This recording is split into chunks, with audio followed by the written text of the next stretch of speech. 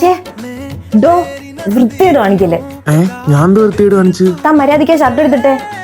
ഞാൻ എന്തിനിപ്പോ ഷർട്ട് ഇടണം? ഞാൻ ഇങ്ങനെയാണ്. ഇതിപ്പം താൻ മാത്രമുള്ള റൂമൊന്നും അല്ല, ഞാനും കൂടെ ഉള്ളതാ. ഓഹോ, അത് ഞാൻ ഓർത്തില്ല. താൻ എന്തിനാണ് ഇപ്പൊ ഡോർ കുറ്റിയിടുന്ന? ആവശ്യമുണ്ട്. താൻ എന്താ കാണിക്കാൻ പോന്ന?